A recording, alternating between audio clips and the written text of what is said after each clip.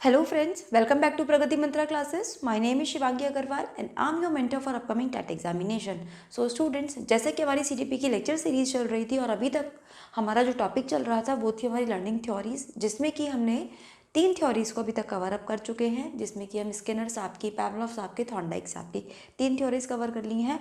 आज हम लोग उन थ्योरी से कुछ हटके पढ़ने वाले हैं। जैसे कि क्या आपने देखा कि अभी तक हमने जितनी भी थ्योरीज देखी उसमें बार बार हमें एक ही बात समझाई गई कि जितना भी हम लोग काम करते हैं वो या तो किसी ना किसी स्टिमुलस की वजह से करते हैं या कुछ ना कुछ रिस्पॉन्स करते हैं। मतलब अभी तक जितनी भी थ्योरी हम लोगों ने देखी वो सारी की सारी थ्योरी एक बात को एक्सप्लेन करने में फेल हो जाती हैं, क्या कि क्रिएटिविटी।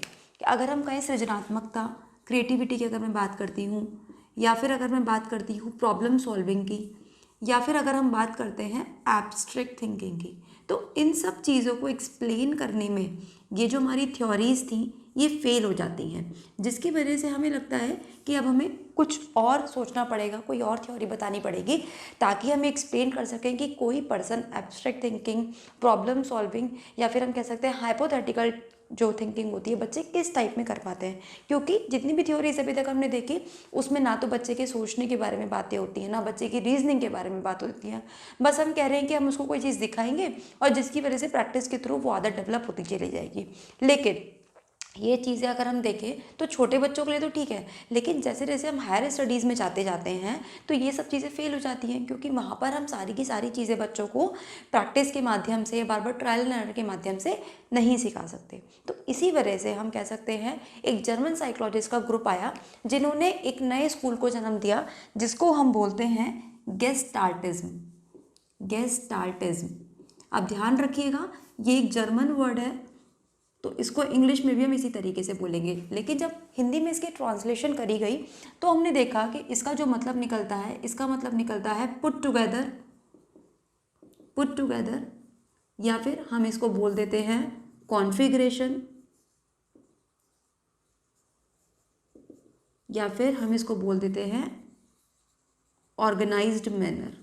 अब इन सब बातों का क्या मतलब निकला, इन सब बातों का जब थ्योरी को पढ़ा गया तो एक ही मतलब निकला कि बच्चा कभी भी किसी भी चीज़ को छोटे छोटे पार्ट्स में ना देखकर, बल्कि बच्चा क्या पसंद करता है कि जब उसको पूरी की पूरी इन्फॉर्मेशन अगर हम एक साथ दे दें तो बच्चा उसको ज़्यादा अच्छे से परसीव कर पाता है।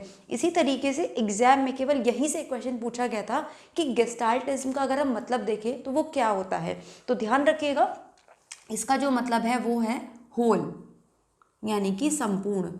इस क्वेश्चन को हम याद रखेंगे। अभी हाल फिलहाल के ही आपके टैट के एग्जामिनेशन में क्वेश्चन पूछा गया था, इस तरीके से क्वेश्चन था कि गेस्टाल्टिज्म का मतलब क्या होता है।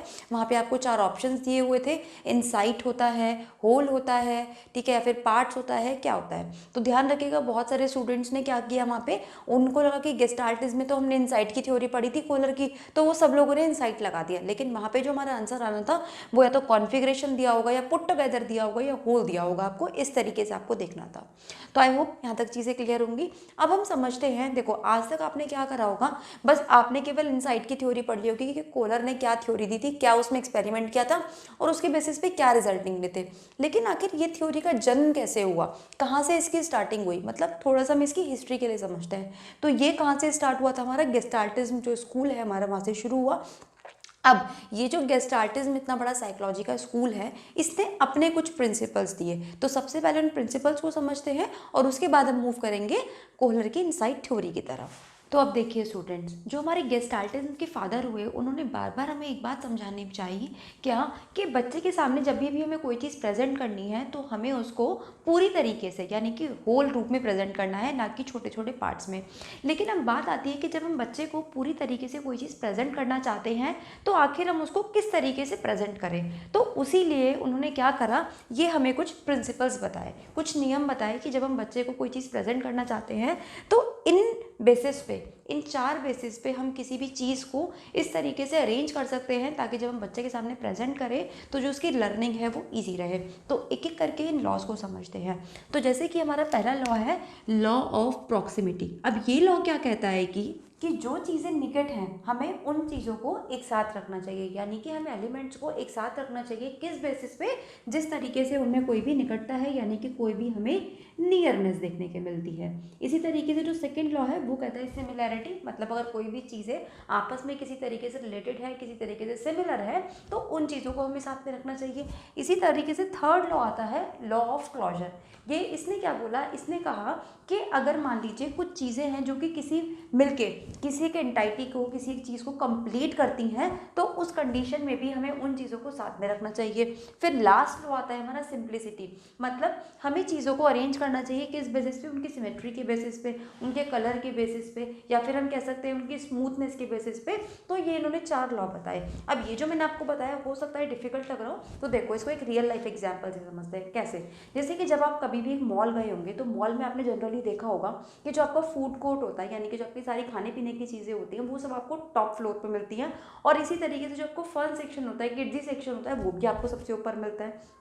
अगर वहीं मैं मूवी थिएटर की बात करूँ तो जनरली वो आपका सेकंड या थर्ड फ्लोर पे रहता है ना। और जो चीज़ें होती हैं, अलग अलग जो शॉप्स होती हैं, वो अरेंज रहती हैं, और जो अरेंजमेंट होता है वो आपको बाहर जनरली मॉल के बाहर या एंट्रेंस पे लिखा भी होता है कि फर्स्ट फ्लोर पे आपको ये मिलेगा, सेकंड फ्लोर पे आपको ये मिलेगा, थर्ड फ्लोर पे आपको इस तरीके से चीज़ें मिलती चली जाएंगी।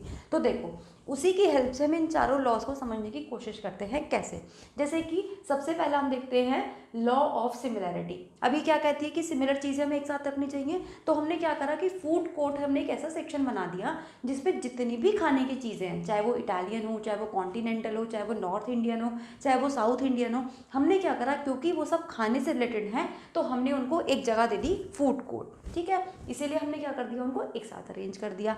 अब इसने कहा कि नियरनेस यानी कि प्रॉक्सिमिटी को डिफाइन करते हैं। देखो जब आप किसी शॉप के अंदर गए होंगे मॉल में, जैसे कि मान लो फॉर एग्जांपल मैं शॉपर्स स्टॉप का एग्जांपल ले लेती हूँ, तो शॉपर्स स्टॉप में आपने जनरली देखा होगा, उसमें क्या करते हैं, सेक्शन को डिवाइड कर देते हैं। एक तरफ मेल सेक्शन बना देते हैं, एक तरफ फीमेल। फिर फीमेल में भी हम कैटेगराइज कर देते हैं कि बच्चों का सेक्शन और बड़ों का सेक्शन। अब जब हम बच्चों के या बड़ों के सेक्शन में जाते होंगे, फॉर एग्जांपल मान लो कि मैं कुर्ती परचेज करने गई, तो आपने एक चीज़ देखी होगी क्या, कि जैसे ही मैंने कुर्ती परचेज करी, उसी के साथ में मुझे कहीं ना कहीं आसपास मुझे बॉटम वियर भी देखने को मिल जाएगा। मतलब मुझे या तो वहाँ पे प्लाजो, लेगिंग्स, जैगिंग्स मुझे उसी के पास में ज़्यादातर देखने को मिलेंगी। क्यों?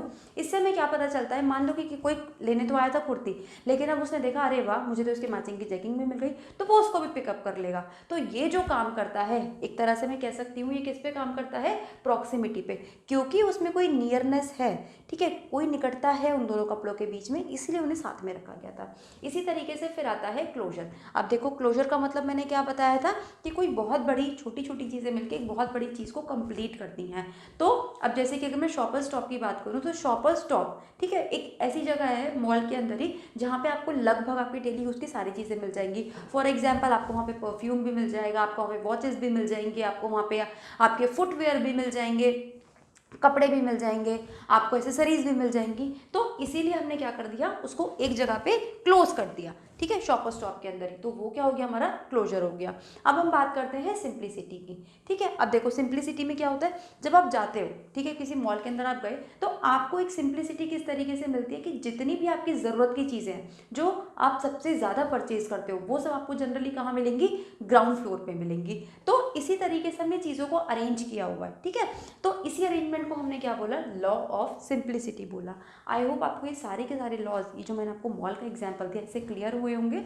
और साथ ही साथ एक बात और, कि जब मैं आपको कोई चीज़ बता रही हूँ, ठीक है एग्जाम्पल्स दे रही हूँ, तो कोशिश करिए कि आप अपनी ही लैंग्वेज में उस चीज़ को ठीक है अपने नोट्स में नोट डाउन करें, ताकि जब आप नेक्स्ट टाइम अपनी कॉपी खोलो रिवीजन के लिए, तो आपको ये सब चीज़ें याद रहें। ठीक है, बहुत सारे स्टूडेंट्स बार बार मुझे बोल रहे हैं कि मैम PDF प्रोवाइड कराइए। तो देखो अब जैसे मैंने एग्जाम्पल दिया, क्या मैं इसको PDF में इतना इफेक्टिव तरीके से बता पाऊंगी, नहीं बता पाऊंगी। इसीलिए मैं चाहती हूँ कि आप इस चीज़ को अपनी लैंग्वेज में खुद से लिखो, ताकि वो चीज़ आपको ज़्यादा टाइम तक रिटेन रह सके। चलिए, अब ये जो पूरा का पूरा इसने हमें प्रिंसिपल समझाए, ये जो गेस्टाल्टिज्म का हमने स्कूल देखा, जो कि किसके द्वारा शुरू करा गया था, ध्यान रखिएगा इनके फादर का नाम पूछा जाता है, तो फादर ऑफ गेस्टाल्टिज्म माना जाता है मैक्स रिदमर।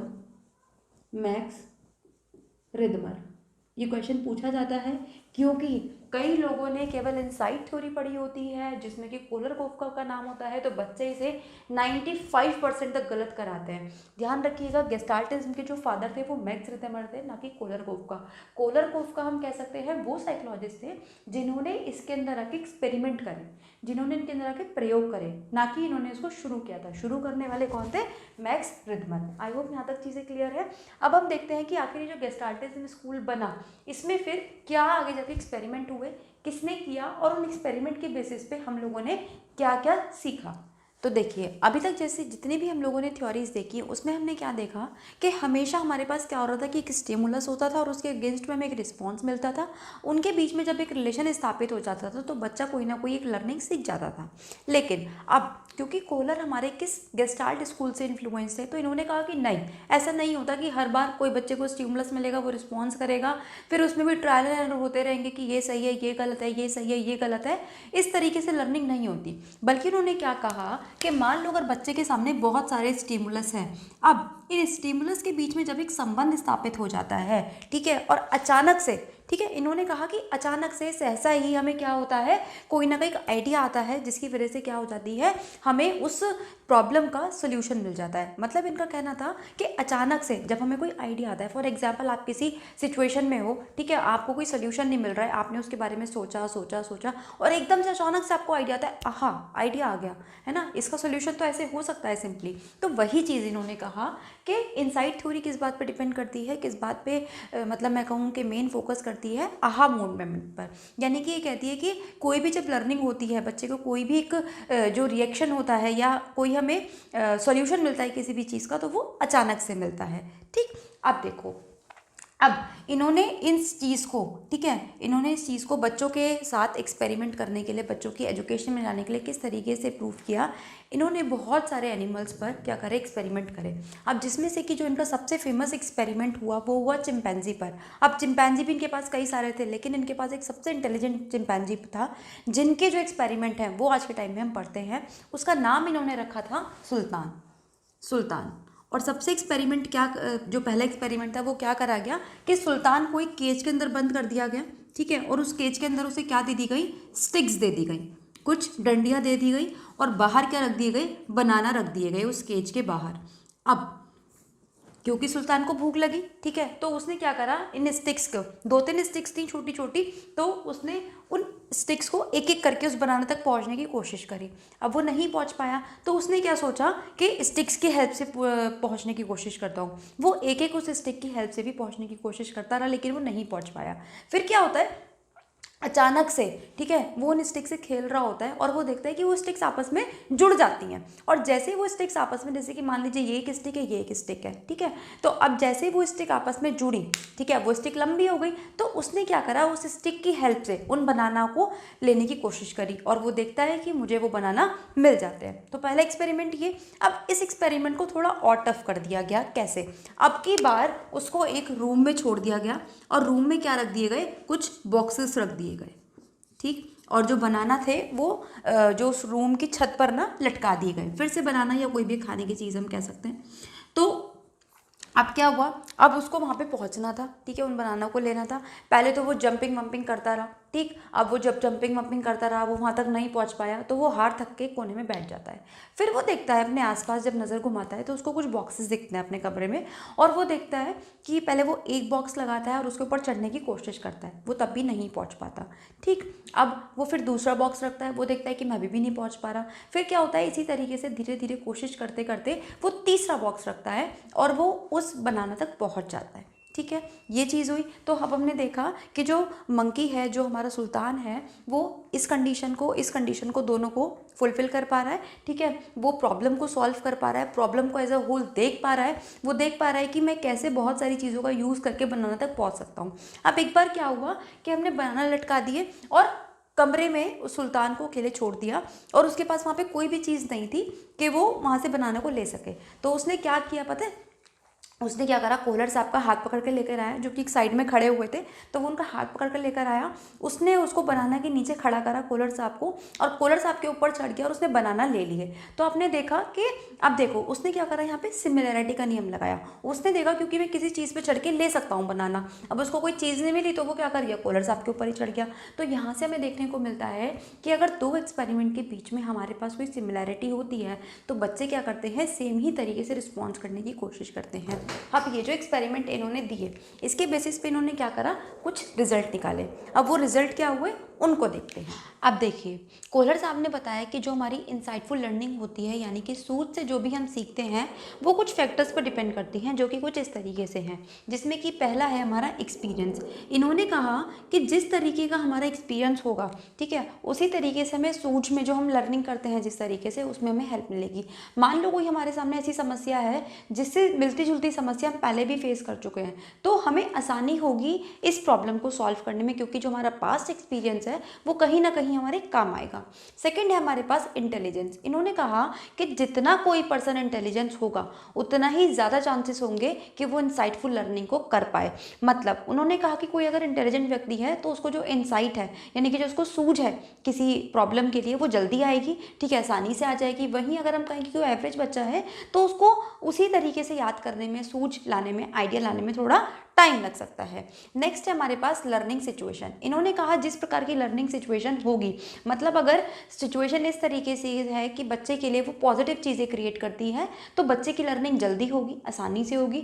वहीं अगर एक ऐसा एनवायरनमेंट है जो कि बच्चे को एक नेगेटिव इम्पैक्ट दे रहा है तो लर्निंग वहाँ पे देर से होगी। जैसे कि फॉर एग्जाम्पल, जब आप एग्जाम देने बैठते हो तो कई बार ऐसा होता है कि किसी क्वेश्चन का आंसर आपको नहीं याद आ रहा होता, या मैथ्स का कोई क्वेश्चन है तो आप सॉल्व नहीं कर पाते, लेकिन जैसे आप पेपर से बाहर आते हो उसका आपको आंसर याद आ जाता है, ठीक है, आप उस क्वेश्चन को आसानी से सॉल्व कर देते हो। फिर आपको लगता है अरे यार मैं तब क्यों नहीं कर पाया।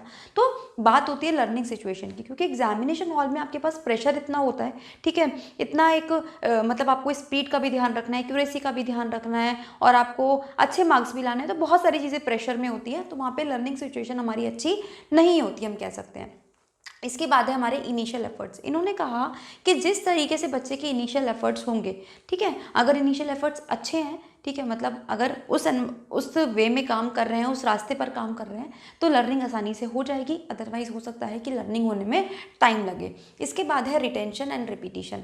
अब इन्होंने एक बात बोली बहुत इंपॉर्टेंट, कि अगर ये जो हमारी सूझ है, ठीक है, ये जो हमारा आइडिया है, अगर ये हमारा खुद का है तो हम उसको ज़्यादा टाइम तक रिटेन कर पाएंगे।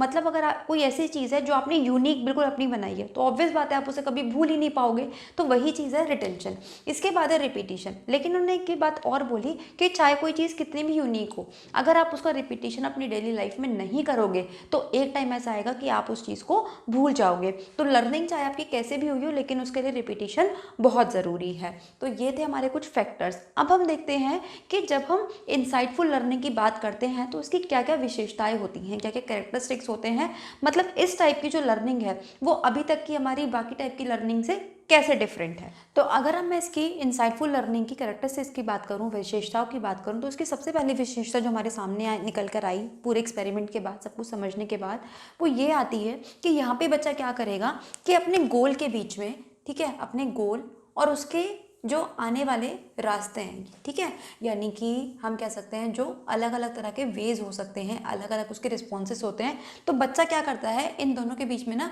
रिलेशनशिप बनाने की कोशिश करता है, इन दोनों के बीच में एक संबंध स्थापित करने की कोशिश करता है कि क्या ये जो रास्ता मैंने बनाया है, क्या ये मुझे मेरे गोल तक ले जाएगा या फिर नहीं ले जाएगा। जैसे कि आपने देखा कि बच्चे वहाँ पे जो चिंपैंजी था उसने क्या करा, स्टिक्स से जोड़ जोड़ के कोशिश करी अपने गोल तक पहुंचने के लिए। इसी तरीके से अगर मैं इसकी सेकंड विशेषता की बात करूं, वो ये कहते हैं यहाँ पर कि अगर बच्चे के सामने कोई भी एक समस्या है तो हमें उस समस्या को पूरी तरीके से उस बच्चे के सामने रखना होगा, होल रूप में बच्चे के सामने प्रेजेंट करना होगा।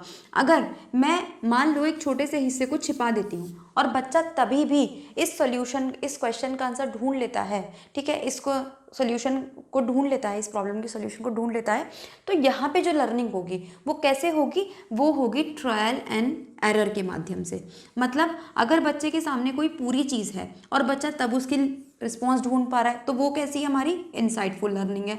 लेकिन अगर मान लीजिए कि कोई एक पार्ट उस प्रॉब्लम का छिपा हुआ है फिर भी लर्निंग हो रही है, तो वो कैसी लर्निंग होगी, ट्रायल एंड एरर के माध्यम से लर्निंग होगी। तो ये क्वेश्चन बहुत इंपॉर्टेंट बन जाता है।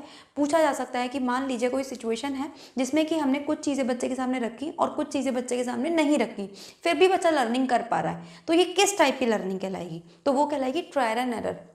लेकिन हमने बच्चे के सामने पूरी की पूरी प्रॉब्लम रख दी है और बच्चे ने उसको सॉल्व कर लिया, तो वो किस टाइप की लर्निंग होगी, हमारी इनसाइटफुल टाइप की लर्निंग होगी। इसके बाद हम बात करते हैं थर्ड कैरेक्टरिस्टिक्स की। अब देखो, अब क्या हुआ कि जब अपने बच्चे के सामने पूरी की पूरी सिचुएशन रखी, तो बच्चा अभी भी यहाँ पे कई सारे रिस्पॉन्सेज देगा हमें, ठीक है, कुछ ना कुछ करने की कोशिश करेगा। लेकिन जब वो यहाँ पे कुछ ना कुछ करने की कोशिश करता है, अलग अलग रास्तों से पहुँचने की कोशिश करता है, तो हम यहाँ पे ये नहीं कह सकते कि वो ट्रायल एंड एरर कर रहे हैं, नहीं, क्योंकि ट्रायल एंड एरर हम तब कहते हैं कि जब हम बिना सोचे समझे कुछ भी काम करते रहते हैं, बिना सोचे समझे कुछ भी काम करते रहते हैं, उसको हम ट्रायल एंड एरर कह सकते हैं।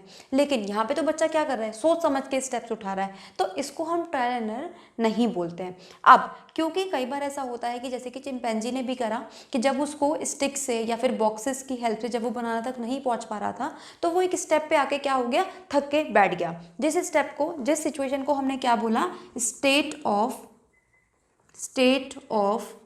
इनएक्टिवनेस, यानी कि जिसे हम बोलते हैं निष्क्रियता की अवस्था। अब देखो यहाँ पे क्या हो पा रहा है निष्क्रियता की अवस्था में, कि उसने ना बहुत सारे मतलब रिस्पॉन्सेस किए, ठीक है, लेकिन उसको सफलता नहीं मिली, तो अब उस चिंपैंजी ने क्या करा, चुपचाप जाके कोने में बैठ गया।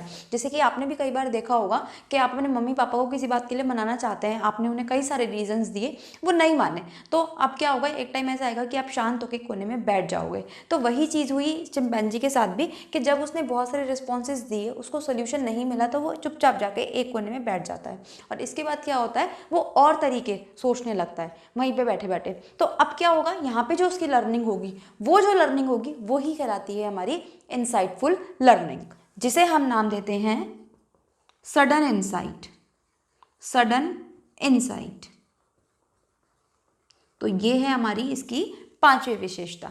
इसके बाद यहाँ पे कोलर साहब द्वारा एक सबसे इंपॉर्टेंट विशेषता बताई गई, वो क्या, उन्होंने कहा कि अगर कोई लर्निंग है जो कि किसी बच्चे ने इंसाइटफुल तरीके से करी है, तो उसका ट्रांसफ़र होगा, अदरवाइज उसका ट्रांसफ़र नहीं होगा। मतलब अगर कोई ऐसी चीज़ है कि जो हमने रट के सीखी है या हमने किसी को, हम कह सकते हैं, देखकर सीखी है, तो उस चीज़ का हम ट्रांसफ़र अपने साथ नहीं कर सकते। लेकिन अगर कोई ऐसी चीज़ है जिसको हमने अपनी खुद की सोच से सीखा है, तो उस लर्निंग को हम आगे ले जा सकते हैं, उसका स्थानांतरण पॉसिबल है। तो ये थी हमारे पास इसकी विशेषताएं। अब हम बात कर लेते हैं कि ये जो हमने थ्योरी पूरी की पूरी देखी, इसको हम अपनी एजुकेशनल इम्प्लीकेशंस किस तरीके से क्लास में कर सकते हैं।